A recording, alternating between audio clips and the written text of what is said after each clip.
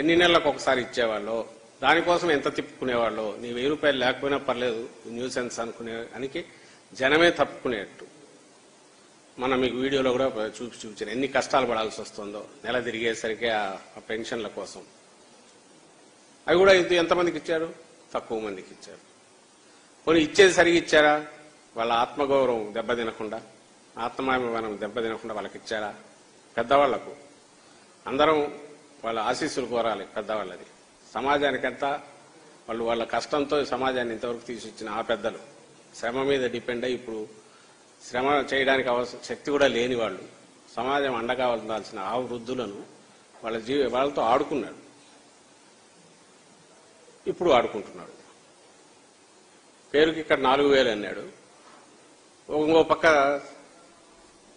వాళ్లకు రావాల్సినవి జగన్మోహన్ రెడ్డి గారు నిజంగా ఎట్లా గౌరవించాలా వాళ్ళను సమాజం అనుకుంటామో ఆ రకంగా వాలంటీర్లను పెట్టి ఇంటి దగ్గరికి ఫస్ట్ వాళ్ళకి వెళ్ళి ఇచ్చి ఇంట్లో మన తల్లులను చూసుకున్నట్టు మన తల్లిని చూసుకున్నట్టు అంత గౌరవంగా జగన్మోహన్ రెడ్డి గారు చూసుకుంటే ఆ ఉన్న వ్యవస్థను దాన్ని అది తనకు చెడ్డ పేరు వస్తుంది, లేదంటే తన మంచి పేరు అంతా జగన్మోహన్ రెడ్డి గారికి పోతుంది అని ఒక డమ్మీ దీన్ని పెట్టించి ఎన్నికల కమిషన్ కంప్లైంట్ ఇప్పించి ఆ నిమ్మగడ్డ రమేష్ తన ఏజెంట్ లాంటి నిమ్మగడ్డ రమేష్లతో టీడీపీ ఏజెంట్ లాంటి కార్యకర్త లాంటి నిమ్మగడ్డ రమేష్ తదితరులతో అదే పనిగా ఒక సంస్థను పెట్టించి దాని మీద ఎడాపెడా లీగల్ బ్యాటిల్ చేసి సుప్రీంకోర్టుకు పోయి ఆ లాయర్లందరూ చంద్రబాబు పెట్టకపోతే వీళ్ళు పెట్టుకుంటారు ఆ రిటైర్డ్ ఆఫీసర్ల వల్ల వాలంటీర్లను వాళ్ళను వ్యవస్థను పక్కన పెట్టేంత వరకు తోసి ఏది మన పెన్షన్లకు సంబంధించి ముఖ్యంగా అవి కాక చాలా సేవలు చేస్తున్నారు. వాళ్ళు మొత్తుకొని చెప్పాము, అయ్యా నువ్వు ఈ 2 నెలల్లోనే వాళ్ళు ఇన్ఫ్లుయెన్స్ చేసేది ఏంది, చేసింటే ఇప్పటికే చేసింటారు కదా. ఒకటి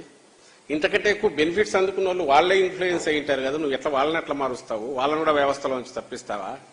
ఈ 66 లక్షల మంది వృద్ధులను కానీ ఇతర బెనిఫిషరీస్ని కానీ అది నీ వల్ల అవుతుందా?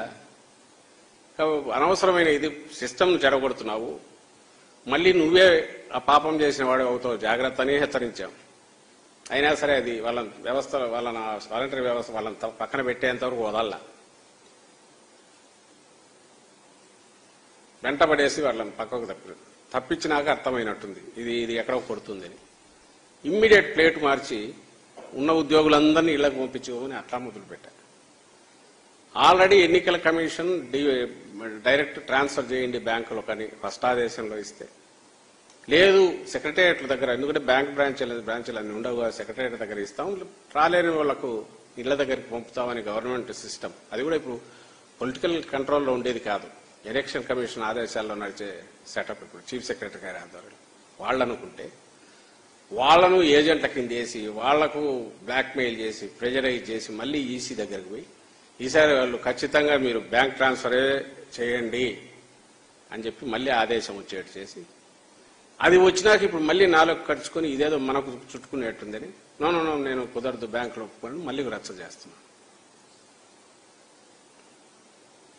నీకు అసలు అధికారం లేకొచ్చే అర్హత కాదు, ఒక రాజకీయ పార్టీగా ఒక పోటీలో ఉండే అర్హత ఉందా చంద్రబాబు నాయుడు కానీ ఆ తెలుగుదేశం పార్టీ కానీ? ఇంత చిల్లర వేషాలు ఎవరన్నా వేస్తారా ఒక political party? If you consider your self main ఏమంటాం కాంపిటేటర్ లాగానో అధికారంలోకి రావాలనుకున్న పార్టీ అయితే ఇదే ప్రజల జీవితాలతో ఆడుకునేది ఆట, అందులో వృద్ధుల జీవితాలతో ఆడుకునే ఆట. నీకు తెలియదా దాదాపు 20,000 దాకా సెక్రటేరియట్ ఉంటే అది సులభం అవుతుందా? 7,000 8,000 బ్రాంచీలు ఉన్న బ్యాంకుల దగ్గర సులభం అవుతుందా?